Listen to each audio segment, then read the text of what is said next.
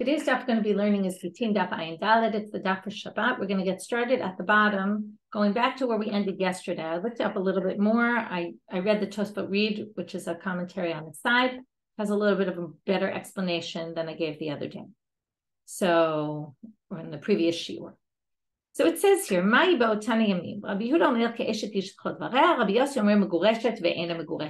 saw that there's a lot of difference of opinion about how exactly to read this section.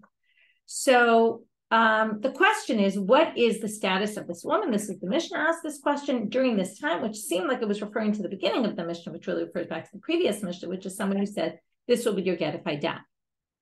And then Rabbi Yehuda said she's like a married woman. Rabbi Yossi said she's safek, whether she's divorced or not divorced. To which the Gemara said, brought up right, Tatana ubavad shiamu, which seemed to be at least possibly explaining Rabbi Yossi, that she's megureshet and megureshet, obviously under the condition that he actually dies. If he never dies, then he never really was divorced at all, because the divorce only kicks in when he dies. And then again, when does it kick in? And that's really the debate here. At what point does it kick in, retroactively or not?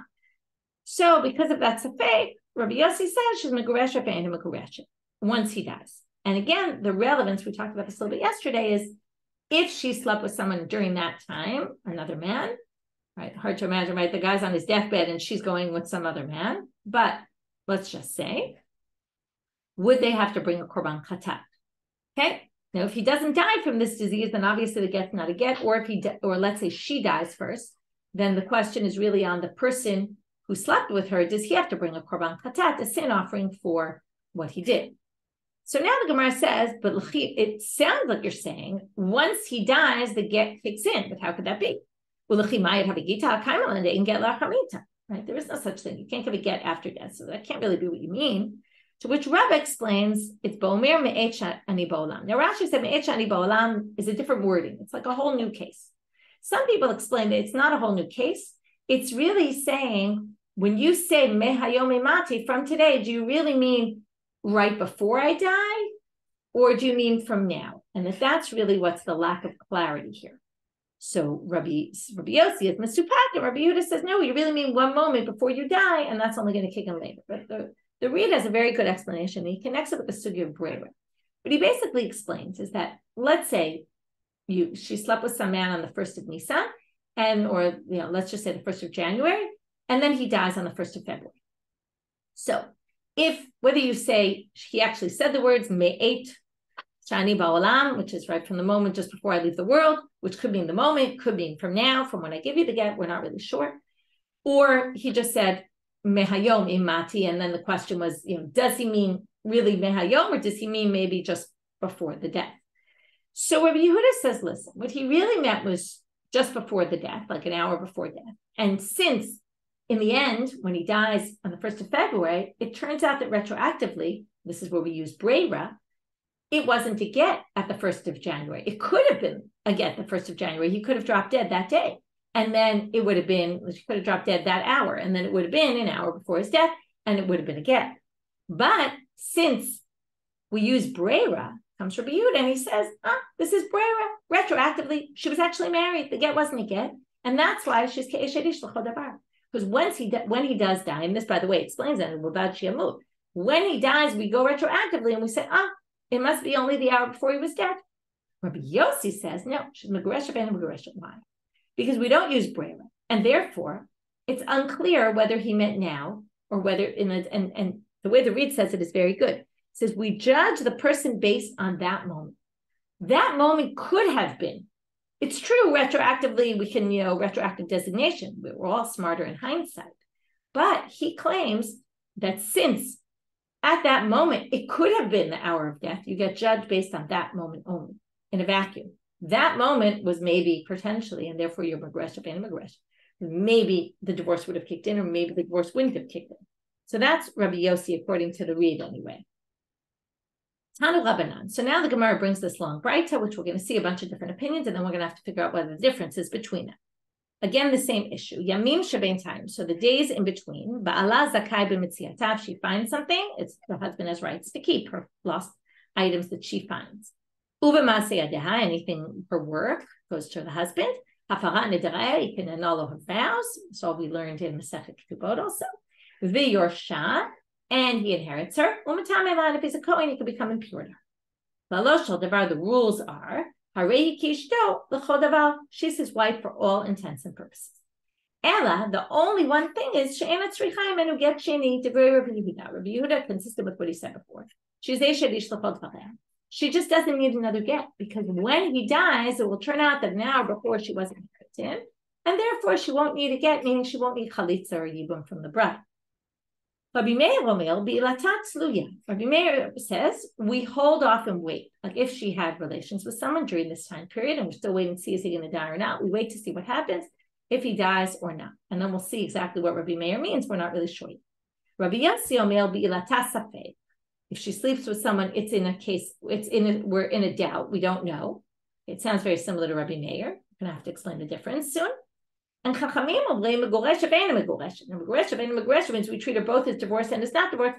That also sounds pretty much like safek. So the Gemara is going to ask all these questions, and then the Braita ends first with ubavad she'amut, and obviously only if he actually dies. So, what's the difference between that? Does she need, and the person she slept with need to bring an asham talui? An asham talui is when you're not sure if you did something wrong, you bring an asham talui as a sin offering temporarily until you establish where was it really wrong or not, or you may never establish. So it takes care of atonement in the interim. So the Rabbi Meir lo ma'ite asham talui, because Rabbi Meir says bilatat tluya, we just wait until he dies. Once he dies, we know that retroactively it goes back to this moment, which means it goes back to, let's say, 1st of January. And if she had relations with a man on that day or any time after that day, doesn't matter if the husband only died in February, the get was a get from now, and she doesn't need to bring a sacrifice. Rabbi Yossi, and that is the opposite of Rabbi Yehuda, who thought it's only relevant an hour before death, right? Both of them think it's clear. It's just clearly it starts now, or clearly it starts an hour before death. Rabbi Yossi might asham talui, but he says, no, you have to bring an asham talui because we're not sure. Right? What are we not sure? We're not sure when the get really kicks into place. So therefore, we don't know. Does may mean from the time he gave it to her, or does it mean an hour before death? So now again, they say Chachamim had a Rabbi Yossi. This sounds like the same thing. Rabbi Zera is the nafkamina, which is what? They both agree with Rabbi Zera, but one's gonna say it's applicable here, one doesn't. The Amar Rabbi Zera Amar Rabba Yirmiyah Amar Shmuel said in the name of Rabba, or Yirmiyah said in the name of Shmuel.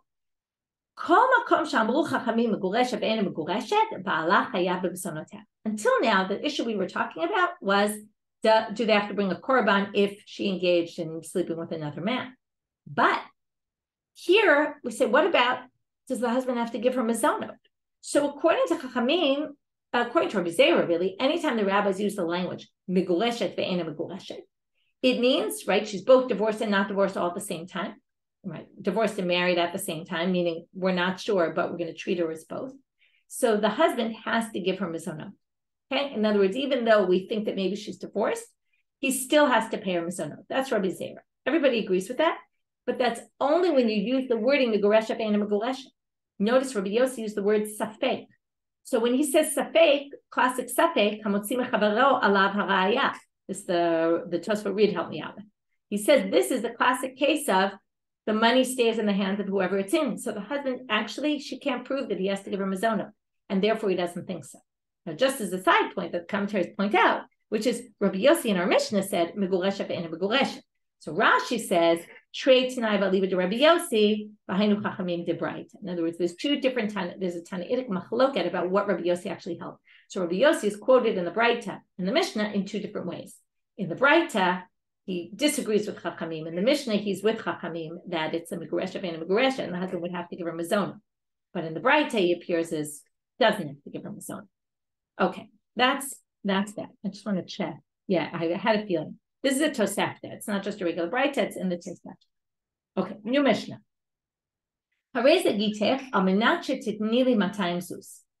This is your get on the condition that you give me 200 zuz. Soon the Gemara is going to basically say this is a husband trying to get money out of his wife, right? And he's just trying to really aggravate her. So she's divorced and she has to give it. It's a condition in her get. What this means about when she's divorced is a good question. Is she divorced only when she gives the money, or is she divorced from the time she gets the get? We'll get back to this question. Under the condition that you give me the money now until the next 30 days. So if he conditions it upon 30 days, then she has to give the money within 30 days. Gemara is going to ask, isn't this pretty obvious? Why are you telling us this? And if not, then she's not divorced. And the Gemara is going to ask, how did he get to this? Because this seems to be a little bit different than what we were discussing. And this, by the way, is a famous case because it comes up in a few places. Every time one of these three machlokot come up. One is in Sanhedrin. I forget where the other one is. It's Arev. I don't remember where the case is. But there's a machloket about, not a machloket. There's a bunch of machlokot between Rashbag and the rabbis. And we always hold like Rashbag. Unless it's these three cases. There's three cases, Saidan, Arev, and Raya Achrona. And the Raya Achrona comes up in Sanhedrin. I forgot again where the Arev case is, but we actually had it before. And this is one of them. So even though you don't see a machloket in the Mishnah, we're going to see that soon. We're going to see in the Gemara that the rabbis disagree with it. We're going to do one of those Chisur v'chasre v'hachi katane because it's kind of missing a transition. It must be there's missing words. So Rashbag says, Masebet Saidan. There was a case in Saidan that's nowadays in Lebanon. Be'echad she'amar li'ishto harei zeh gitech al menat she'titni li itztaliti. Who says to his wife, "This will be your get on the condition that you give me my cloak." Avda itztalito, but she can't find his cloak. The rabbi said, listen, in order to fulfill the condition, just give him the value of the cloak, and that's fine, and you can fulfill the condition in that way. So now the Gemara starts off and goes back to this case of Vititain. So he says, this is your get as long as you give me 200 zuz, and she has to give them 200 zuz. My Vititain, so what does it mean? Though, like when does she give, when is the get a get? Rav Huna amar v'hishtitain. The get is a get, but she just has to give the money at some point. But the get is valid right now. Rav Yehuda, again, assuming she gives the money. Rav Yehuda amar l'cheshtitain. The get is only a get once she gives the money. It's not a get until then. My benai, what's the relevance between them? If the get is torn by the time she gives the money, and you have no get in hand, then you can't say the get is going to be valid starting from now. Even if you do a condition, if it's only going to start when, according to Rabbi Yehuda, when the condition is filled, you have to have the get in hand. If there's no get, you're going to have to draft a new get. And that's what we're going to see right now. So Rabbi Yehuda amar v'hititain, and it's menu get sheni. It doesn't matter. The get was valid from the moment he gave it to her. It doesn't matter what happens to the get later. Rabbi Yehuda amar l'cheshtitain. But Rabbi Yehuda says only when she gives it is it going to be valid. Menu get sheni. She's going to need a new get. That first get is not going to be valid anymore because it's lost or torn when the moment that the get's supposed to kick into place. Utzna nami gabe kiddushin. This exact machloket Rav Huna Rabbi Yehuda appears in kiddushin as well, and then the Gemara is going to have to explain why do we need to mention the machloket in both places. First, we're going to see ki agavna the exact same way. Ditna says in the Mishnah, Omer li isha harei mekudesh li amanat she'eten lach matan zuz. The difference here is that he promises, right? I'm betrothing you on the promise that on the condition that I give you 200 zuz. Harehi mekudeshet v'yitain. So she's mekudeshet and she gives the money. So Itmar was said on this, my v'yitain. Again, same exact question. What does it mean v'yitain? And and he gives the money. What does it mean? And he gives the money. Rav Huna is meaning when is the get valid? When is the kiddushin valid? Rav Huna amar v'hu yitain. He just has to give it, but the kiddushin is valid right now. But Rav Yehuda amar l'cheshe yitain. Only when he gives. My benayu, what's the difference? What's the relevance? Ika benayu shapashta yada v'kibla kiddushin me'achil. What if she goes and accepts kiddushin, a kiddushin offered from somebody else? If you're already betrothed to someone and you do a kiddushin with somebody else, it's a meaningless act. So let's see. Rabbi Yehuda amar v'hu yitain t'na ba'almahu mekayim t'nai v'azil. If it's kiyum t'nai and the get is good, the kiddushin is valid right now. So later on, he'll do the condition. It doesn't matter that she betrothed someone in the interim. She's already betrothed to him. The betrothal to the second guy doesn't mean anything. So he just continues being betrothed to her because the second betrothal was useless. Maybe they have to work some things out. Why is she getting betrothed to somebody else? But they're not really relating to that issue. They're treating this as a purely theoretical, technical case. Rabbi Yehuda amar l'cheshe yitain, and therefore l'chiyav la hudahavi kiddushin. Only when he gives her the money is it kiddushin. Hashta lo havu kiddushin. In this case, it won't be kiddushin because she'll already be betrothed to somebody else. Utzricha. Now, why did you need both cases? So first, we're going to see it according to Rav Huna, like in the Rav Huna glasses, that the get and the kiddushin are effective immediately. And we're going to compare, say why if you have one, wouldn't you have learned the other? And if you had that one, why wouldn't you have learned the other? And then we're going to do the exact same thing according to Rav Yehuda. And then it's going to be the mirror sugya, because it's going to be the same logic for each, but the reverse direction. You'll see. If you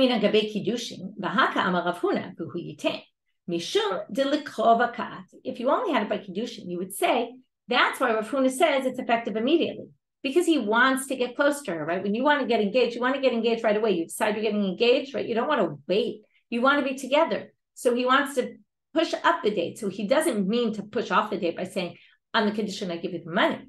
But by gerushin, he wants to get rid of his wife, right? He wants to divorce her. People aren't always rushing to get divorced. Now, you might say, not necessarily true, but the idea is here that because he's distancing her, he might still have second thoughts, and he's pushing it off probably by saying, as long as you give me 200 zuz, he's trying to use it as a delayed tactic. So maybe Rav Huna would agree with Rav Yehuda that it only comes into place later. And that's why he needed to tell us, no, both of them, it kicks into place immediately. Now we get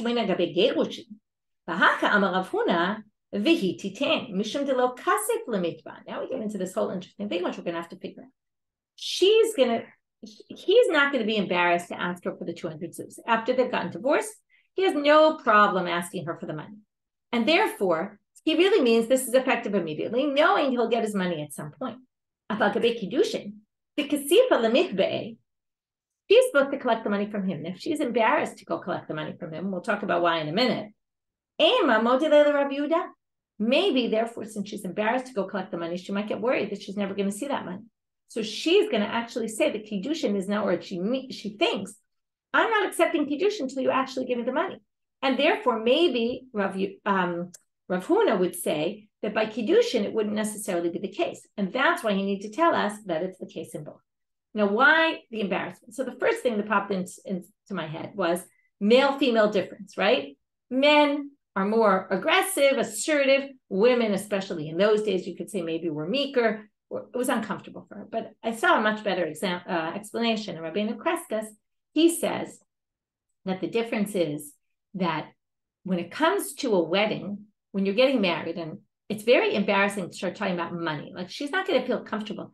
They're getting married. It's this happy time. She's going to start asking him, but you didn't give me the money yet. You didn't give me the money yet. It's very unpleasant. It's very difficult to start doing that. I was thinking that you often see couples who discuss doing a prenup agreement. And sometimes one of the couples is uncomfortable with the whole thing because it's kind of bringing in this whole idea of what if, things don't work out and money issues. It's just uncomfortable. And it's not a time where you really want to be dealing with that. In divorce, on the other hand, first of all, that's what you're doing in divorce. You're talking about the funds and dividing up. But even if you don't talk about that, he is divorcing her. What does he care to start asking her for money later? He has it's the end of their relationship. Like, here you're building the relationship. You don't want to start fighting over money. But when you're ending the relationship, it's already a done deal. Who cares? You have no qualms going about it. And then it's not a male-female difference. It's just a difference in the situation. It made a lot of sense. Okay, next. Now we have to do the exact same thing, but the reverse with Rav Yehuda. If you had it by kiddushin that is pushed off, right, that it's the later date, you would say, there maybe it's only when he actually gives the money, because she'll be embarrassed to ask for it. So again, she'll want to push off when the betrothal is actually going to happen to make sure she gets her money, right? And condition it upon, right, I'm only going to accept it once you give me the money. But by divorce, where he's not going to be embarrassed at all to ask her for the money, maybe it clicks in right away and he'll just make sure later to get his money. If you just had it by divorce, what would you say? If he said by gerushin, it's later, that's because he's always trying to push off divorce. Maybe though by kiddushin, he really wants it to take effect immediately. And therefore, maybe he would agree with Rav Huna that it's immediate, therefore it's tzricha. That's why they had to bring the machloket in both cases. They agree it's a principle thing. It doesn't have to do with each particular situation. Amazing. Now we're going to bring a question on Rav Yehuda from a Tanaitic source. This will be your get as long as you give me 200 zuz. Even if the get is torn or gets lost, she's divorced. Okay, that seems to imply Doesn't matter, right? That was what we said one of our nafkaminas was. Even if it's torn, right? If it's torn, according to Rabbi Yehuda, it's not going to be good. And furthermore, right, she can't get married to anyone else until he gives her a new get. And furthermore, it says, he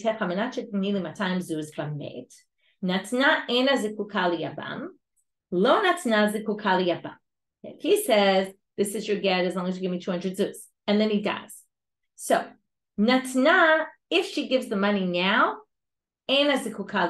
sorry, if she gave the money before, lo natna, if she didn't give the money, then zikukali abam. She's still married to him.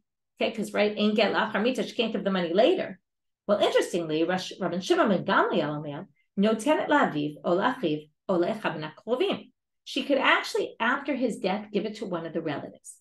Okay, because we're going to say the get was really from the beginning, as long as she fulfills the condition, even if she fulfills the condition after his death. So now we're going to say the following. So right now it seems like Rashbag is a question for Rabbi Yehuda. Gemara is going to say, but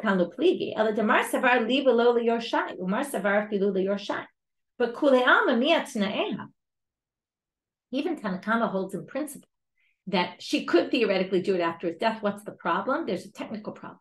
The problem is he said, you give me 200 zuz. The Homach at Tanakama and Rashbag is, did you mean me and only me? Or does me include anyone who inherits me? So if you say it includes everyone, then she could do it after death. If you say it doesn't include everyone, well, then she can't give it to him because he's not here to fulfill the condition. But had she been able to, she could have, and it would have been retroactive from before had she done it in his life. So what do you see here? That the get is before the condition is fulfilled, right? The get is, it could be a get, right? Once the condition is fulfilled, the get becomes a get from them. So now they say to you, to Rav Yehuda, this is actually difficult. But now they're going to suggest, what can you say about these sources? Maybe Rabbi Yehuda can answer this is all Rebbe. Who's Rebbe? And that's, what does Rebbe say? If you say almanat, you say a condition, it's as if you're saying me'achshav. That's Rebbe. And the rabbis disagree. And what does Rabbi Yehuda say? The sources you brought me, they were Rebbe's opinion, but I agree with the rabbis who don't agree with that. Almanat is not like saying me'achshav, mehayom, from now. No, it's not. So that's how we can resolve the questions. But Amar Rabbi Zera. Now comes Rabbi Zera talking about this machlok at Rebbe and the rabbis. Okay,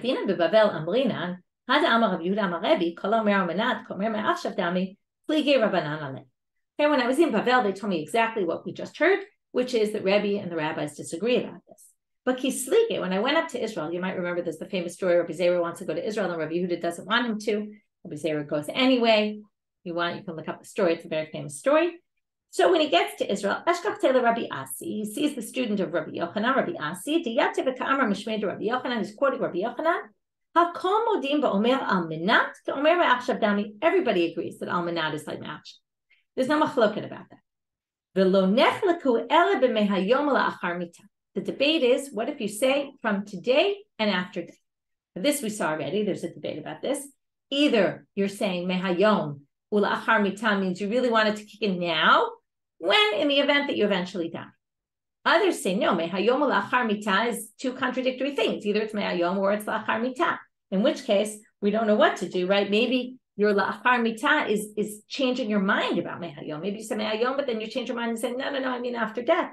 And there's no get after death. Tanya, and here's a bright tip to support this reading, that they don't actually disagree about the almanat. They disagree about just the case, mehayom la'achar mitah. Tanya, there's a bright tip to prove this, mehayom la'achar mitah, get ve'eno get, divrei chachamim, Rebbe Omer kazeh get. So the rabbis say it's a doubt. We don't really know what to do with this. And Rebbe says this is a get. So there you see, because he says the get is really mehayom, that they actually argue about this. Now, Ula Rav Yehuda Damar Almanat Ligi. If you're Rav Yehuda and you think they argue about Almanat and probably also about this other case, the bigger chidush is that even Almanat, because me'ayom ulachar mitah you could say they argue, but it's a bigger chidush that they argue about Almanat also. That is Almanat mehayom or not? And so now what do they say? Why then did he say their machloket Almanat? And why didn't they say their machlok? I'm sorry, why they say the machloket is me'ayom ulachar mitah? So they say, it's to show the strength of Rebbe's opinion that even mehayom la'achar mita, which is more of a contradictory kind of thing, Rebbe is still willing to say this clearly counts from now. And that's why you could say, the rabbis that was said in Israel that the machloket is there because they wanted to stress how strong Rebbe's opinion is. Why don't you just say the reverse? Maybe their machloket is almanat, and even then the rabbis have a doubt. Okay, and maybe that's, and then they're strict about it. To which they answer something the Gemara loves to answer, koch, and it's a great line, koch dehetera adifut. It's much more powerful when you're willing to go lenient. Rabbi Meir is lenient in saying that mehayom la'achar mita, which sounds somewhat contradictory, you can actually say it counts mehayom. And then, right, which is also lenient for the woman, then she has a get, and then she has mini chalitza.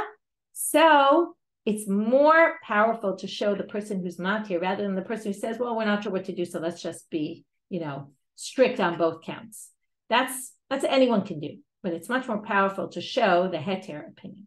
And this is a message to rabbis, right, that those who are willing to be confident in their decisions and say, we're going to permit things, is a much stronger type of leader. Continuing. Going back to the Mishnah. Now I already kind of set up the next two sections, which is Almanat Tinili Mikam Ba'ad Shloshim Yom. So then if she gives within 30 days, it's a get. If not, not. So Pshita, isn't that quite obvious? Well, Ma'u Detema, Peda, Lav Peda, Ulazar Zakate Kamashmalan. You might have thought, and this is very obvious, right, that maybe he was just trying to rush her. Maybe he was giving her a time frame. How many times do we say to our kids, you have 5 minutes, and if not, I'm out of here, right? Or we give these threats that are idle threats, right? We don't really mean them. We're just trying to get people to move quicker. So maybe he's just trying to rush her, but he didn't really mean that it won't be a get. Hamash malam, well, they teach you, no. If you say that, that's what it means. You have to keep to your word. So now we get to the other question I said the Gemara was going to ask, which is my Tana de Katani Maaseh. What were we even talking about that we brought up this case? We were talking about fulfilling conditions. This is true as fulfilling a condition, but in the other cases, you didn't fulfill the condition at all. Here you're fulfilling it in a different manner. And like, what's going on here? To which they answer, really, there's words missing in this Mishnah, and this is how you should read it. If he says on the fact that you bring me, right, this is conditioned on the fact that you bring me back my cloak, and she lost it. According to Tanakama, we now see, I told you that they're going to disagree with Rashbag. They say he meant only this. And if you don't do this, I don't want the money value. And therefore it won't be a get. She can give the value and fulfill the condition in that way. And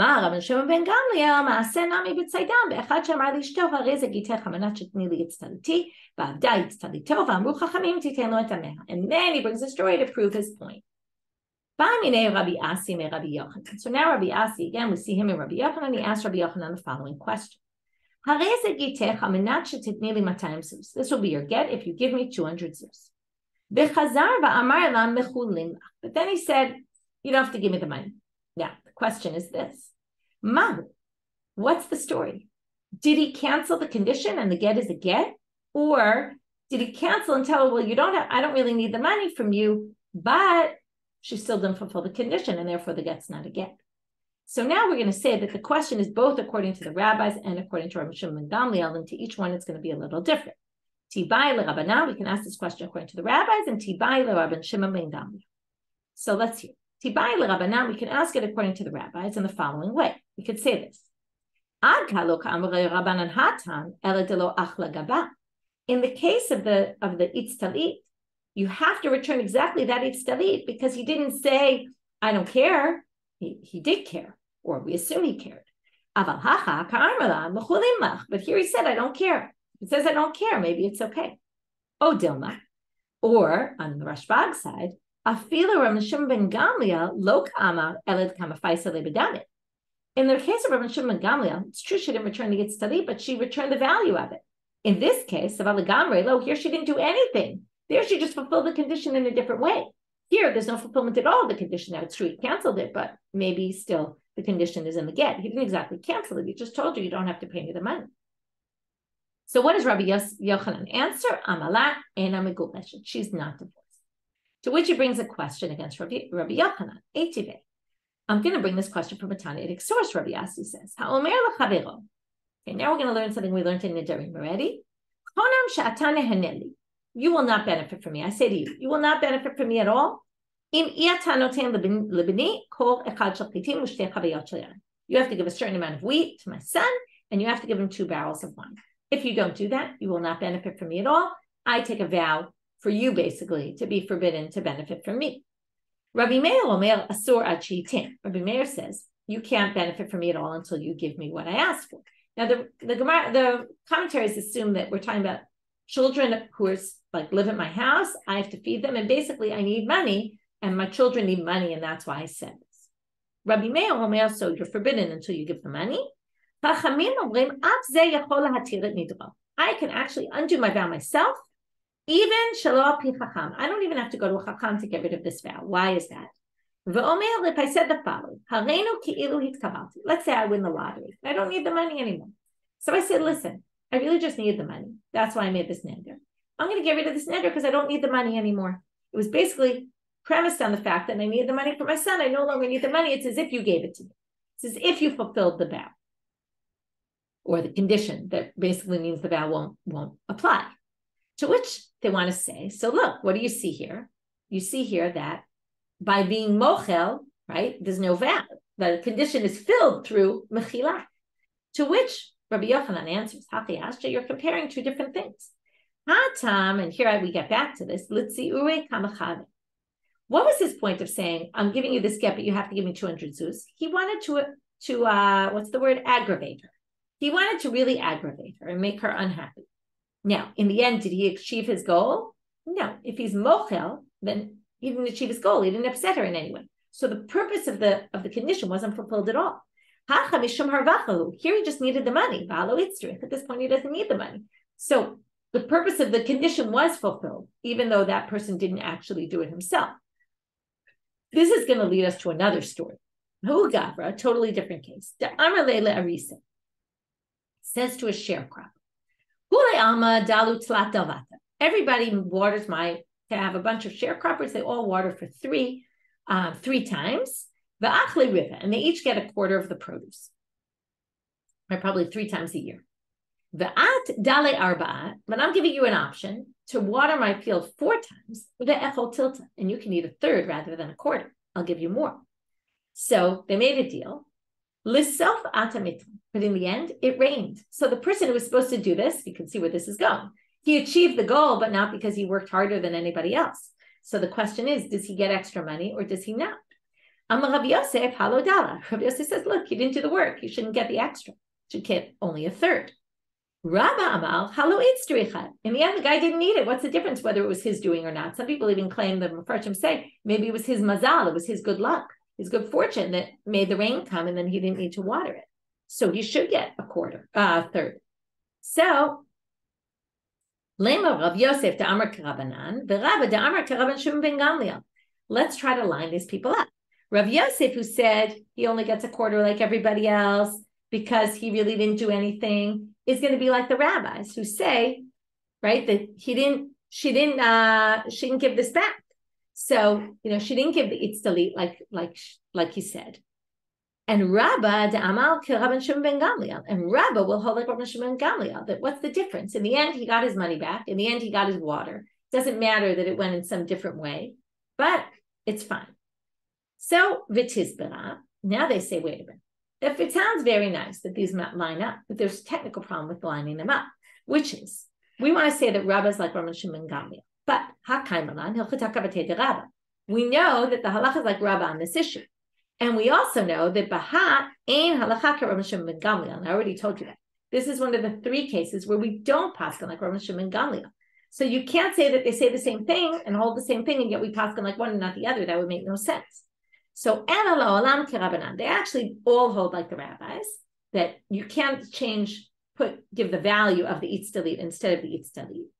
But Rav Yosef kerabanan, so that matches perfectly. Rav Yosef said you can't claim you watered it when you didn't water. But Rabba amar lecha ana da'amre afilu l'Rabbanan. Why? I can explain myself according to the rabbis also. There, he was just trying to torture her. And therefore, in the end, right, she gave, just 1 second, I just want to think about one thing. 1 second. Yeah, okay. So Litzira Kamachabe, he was trying to torture her, right? In the end, she paid the money, so he achieved his goal. Here, the case is just harvacha. He's just trying to make money. So if he's trying to make money, he just needs the water. And here he didn't need the water, so therefore, there's no reason, right? We don't have to penalize this person, right? He can still get it. I just want to say this a little bit more clear, so give me a second to think about it in my head, because I feel like I'm not saying it clearly enough. A minute. I want to make sure that I understand this fully.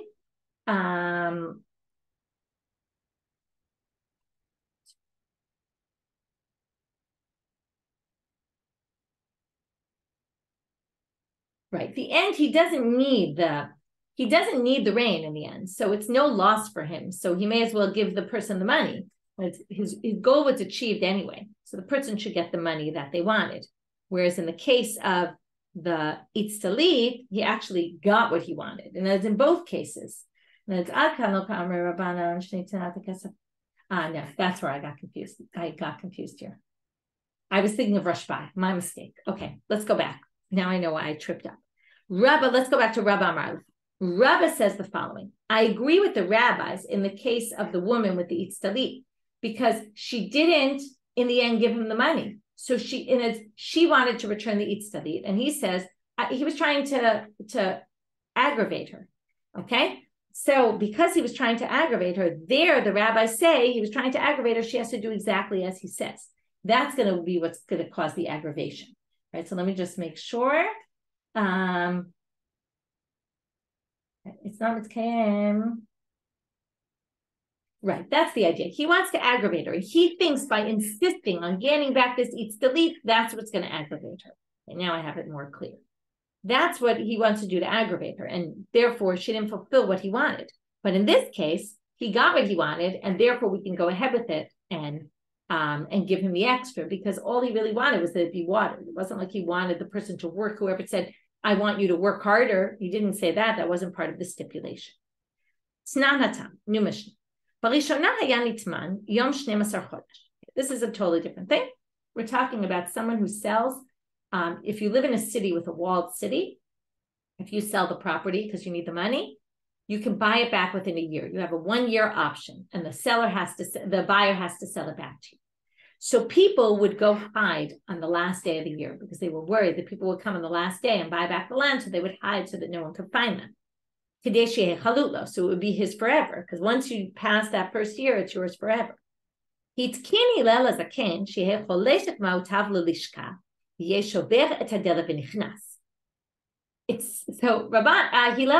came back to the world of Takanot, and he said, this isn't good. He said, if somebody comes and they want to buy back their land on the last day, they should be allowed to. So you go to the court and you say, put this money aside. This is for my house. I'm buying it back. I can't find the owner. Can't give it to him. So here, take the money. And, right, like in an escrow account, he can go break the door and go into the house and live there. And then the owner of the house, when they get around to it, they'll go to the court, get their money, but they're kicked out of their house. We can infer from this takana that what? If you say, if he says, on the condition that you give me 200 zuz, and she gives him the money, if she does it with his approval, she's divorced. Al korcho, if he doesn't want the money at that point, she won't be divorced. How do we know this from the story? This is the exact opposite of what Hillel said. Well, that was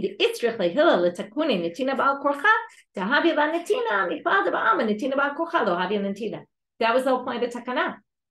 Normally, this wouldn't work. To give money against someone's will for something doesn't normally work. So to fulfill a condition of a get, it shouldn't work. Basically, we see that from the takana. The fact that you need to institute, this is the way it goes, that's against what the norm is, right? Because it's a takana. Takana usually goes against the halachic norm. Tomorrow we're going to see whether that's really the case or not, but we'll have to wait till then. So review of our daf. We started with this language of me'et shani ba'olam, or what we say about this and what the status of the woman is. Do we say it starts from an hour before death? Do we use breira? Do we say, no, it goes all the way back to the beginning? Or are we not sure exactly where it falls? Right? Most people are unsure. And then the question is, where do they go with their lack of clarity? And then we had the, and then even if you say, the question is, what's her status in between and all that? What happens if she was with another man? Does she have to bring a sacrifice or not? Does she get mezonot or not? Then we went into all these cases of conditions in a get. We saw a bunch of different cases here. We went through them. Right? If there's conditions, so she gives it, the question is, Rav Machloket, Rav Huna, Rav Yehuda, both here in Kiddushin. With these conditions, is it effective immediately or only when they give the money? And then why did you need both? We went through a whole thing why you needed to say it in both cases. We brought a question on Rav Yehuda, 2 questions really. We resolved them. Then we went to the 30-day case, and don't think the 30 days was just to rush, right? But it was really, it's true, right? It's effective. She doesn't give it within 30 days, it's not a get. We had the case of Rabbi Shimon ben Gamliel and the Maseret Saidan, and then we showed that even though it didn't say so in the Mishnah, they really is a machloket. Can you give the value of what he requested, or does it have to be the actual object he requested? And from there, we had this question of Asi. Rabbi Asi asked Rabbi Yochanan about what if he's mochel, if he agrees to kind of put it aside and say, you don't have to give me the money. Does that mean the condition's fulfilled or not? Rabbi Yochanan said, no, it's not fulfilled. She's not divorced. To which they started questioning that. From another Mishnah from Nidarim, we separated, distinguished between the cases, and then we got into this other case of the Aris, and then we tried to say, do these opinions match up with the 2 opinions there? And then for a technical reason, we had to reject it, and then we ended with this case where Rava infers from this takana of Hillel, because people were hiding. They made this takana, and then he infers something about that, giving money against someone's wishes is not going to be a good fulfillment of a condition. Only in the takana it worked, but not in normal cases. And we'll get back to that when we start the next class. Wishing everybody Shabbat Shalom, Shabbat.